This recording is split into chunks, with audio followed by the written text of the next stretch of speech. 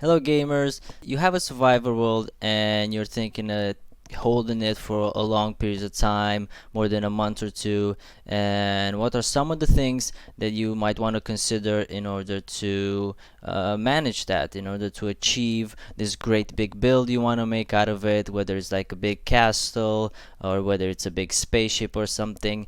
And again, it's all on survival, so there's obviously a few things you want to consider in order to achieve that, and that's some of the things I want to showcase in this video. I have a survivor realms world that I built with my girlfriend to uh, get that big build that we want to do. There's certain resources and there's certain things that you might want to go for first, in order to make your life more comfortable, and in order to make the world more enjoyable and long lasting. So let's see what I have in my survivor world that you can get inspired on. I generally try to put a big tower in the middle of my backyard or build in order to get a really good look around what I'm building and the kind of progress I have. And I can notice here to the left I have the big castle, which works as a storage. I have a village. I have different animal farms as well as the first workshop that I'm looking at now, and forests and other farms that we use to gather the resources. Another portal, some automatic farms as well as an iron farm, and of course some decoration and builds like that. I have a little pickaxe statue. This is the big castle, the big storage one, where I have all the functional items and cubes, as well as the big sorting space for everything I need, from monster drops to tools to armors. Of course, I have an enchantment table with everything I need, as well as maps. I decorated as pretty as I could, but it's meant to be functional. So this is the map, and this is where, for example, I make the potions, which I think are pretty useful in terms of your progress in your builds. They really help you get over certain obstacles and fight better in tougher fights, having the healing potion, speed potion to move around.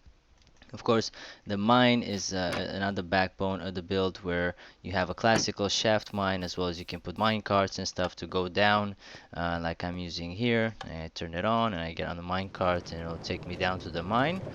You can also use mine carts with chests that help you hold the stone and all the minerals you found underneath to the surface. And I stop here, and in order to mine, I just use tunnels while digging in the walls as well to cover as larger area as possible, as well as finding the caves and ravine systems a lot easier. I have a little bed and some storage space and some furnaces to cook while I keep mining. The system actually makes you be more efficient at mining because you can carry more up to the surface once you're done. And the next thing I'm going to present is I have llamas, a little llama pen here, as well as doggos and stuff, and they're going to be useful for carrying, and the dogs are going to be useful for attacking different mobs. For example, this is an automatic reed farm.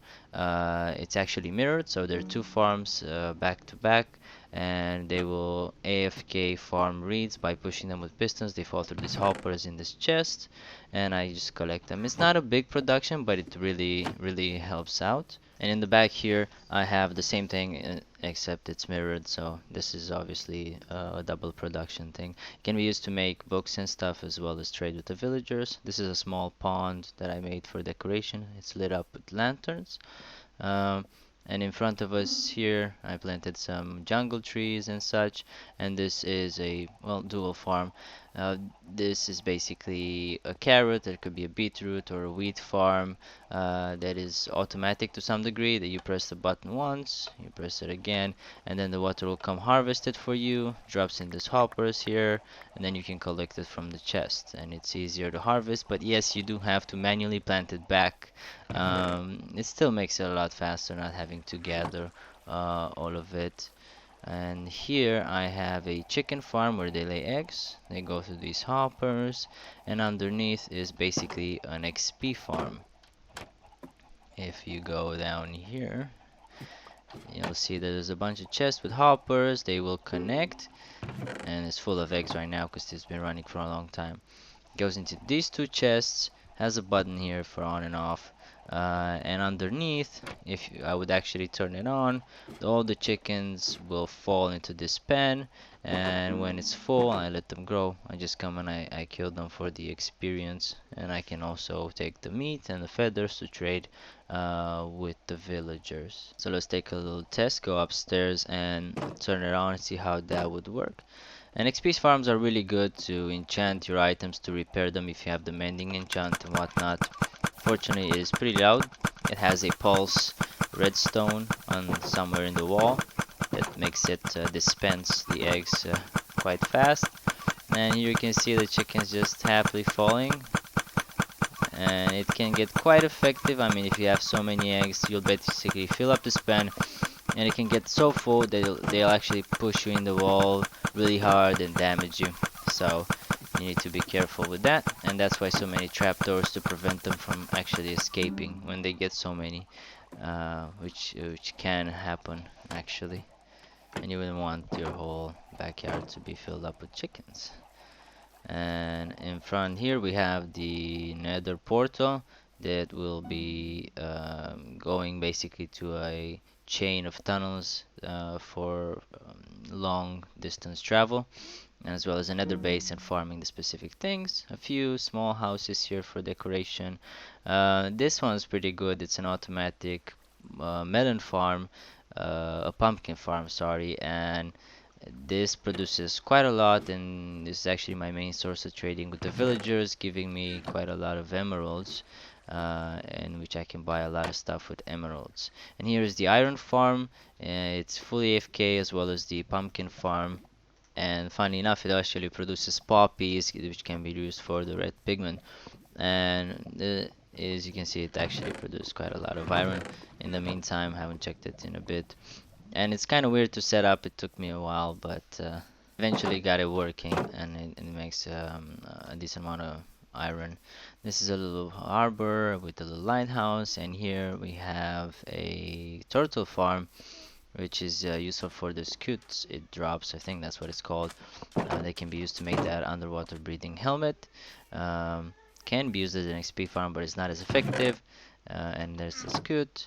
And if you go in, you have a hopper system leading to that chest, and when the babies grow, they drop the scute thing, and then it just feeds into that chest. And you gotta be careful not to step on the eggs, and these guys will try to step on the eggs if you actually let them in, so that's why you have the little fence here.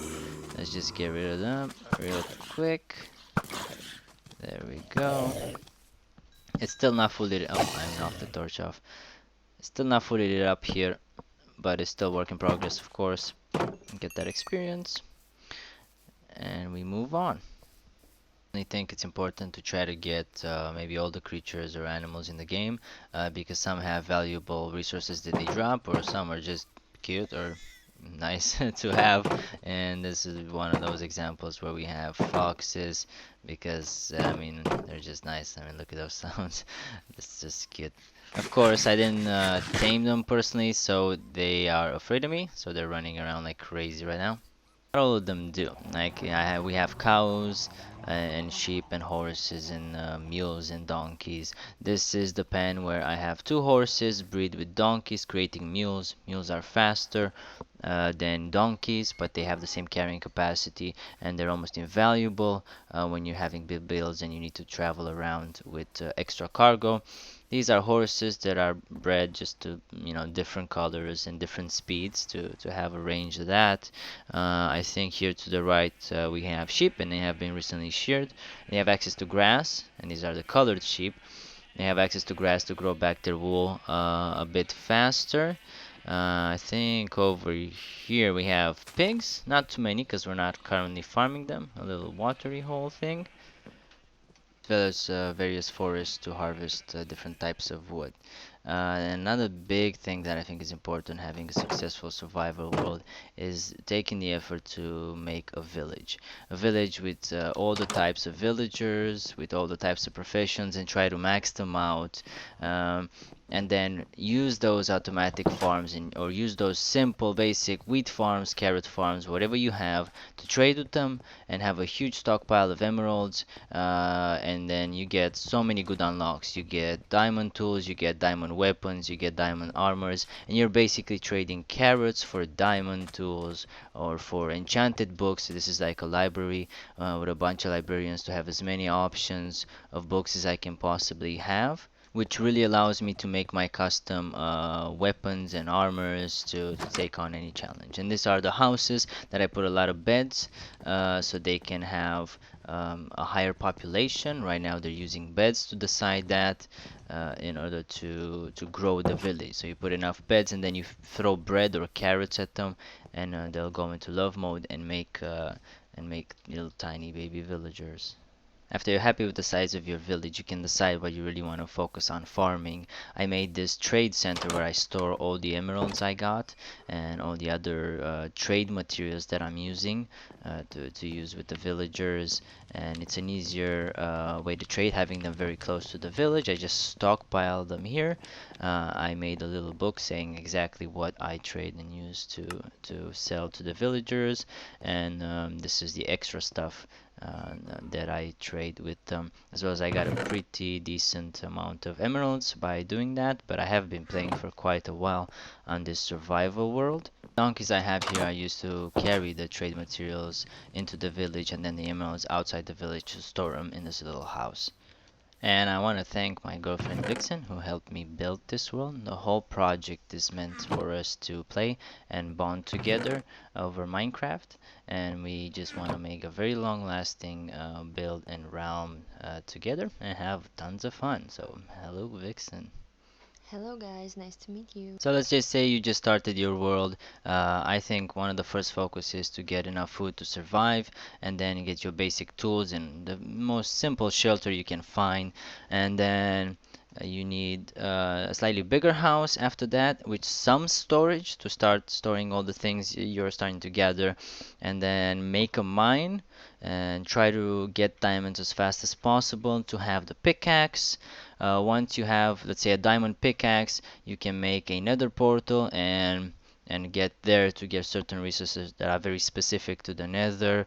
Uh, After that, I think you should focus on making plant farms like wheat, carrots, beetroots and stuff, potatoes if you can get them. Then get cows, chickens, sheep to have those production materials, as well as all that food that you're gonna be using. After you establish that, I think you should go for an enchantment table. That would allow you to have better tools. You can enchant those diamond tools and they can last you for a lot longer. Once you get the fortune enchant, I think that's really powerful, as you can multiply the resources that you're getting, which is very good. Want to look into investing in a bigger house or a bigger storage space that will last you for a lot longer. You tend to gather quite a lot of cubes and minerals and materials and foods and stuff. They should be somewhere central to your location. And of course, after that, try to have maybe automatic farms and then a village, and focus on trading to basically not depend on mining diamond anymore, because you can get it out of the village, and different stuff like glowstone and other resources as well. When you get to that level, you can then worry about gathering bigger stockpile of certain types of cubes, more advanced automatic farms like iron farms, melon farms, pumpkin farms, and so on. And then just having a big stockpile of cubes allow you to build faster when you get inspiration to make a certain house, to make a certain castle, and to make a certain boat or whatever. And just keep that stockpile rolling, keep gathering cubes, and then use them when you have the inspiration. And then go into ravines, go into caves, take on the bigger challenges, take on the Ender Dragon when you feel ready. Although it doesn't have to end with the Ender Dragon, there are all sorts of fun projects you can do and have your survival world last as long and keep being fun. You can make like a village outside your base that you can decorate to a certain theme, or take on bigger challenges like traveling to the nether really far to specific biomes, getting the cubes out of there and building with that, like we did with a canyon or a mesa biome. And that way your world will look unique and tailored to your taste and your creative style. I want to thank you all for watching. Please leave a like and subscribe if you like my video for more Minecraft related content, and also if you want to see how my survival world evolves, I'll definitely keep you posted on that.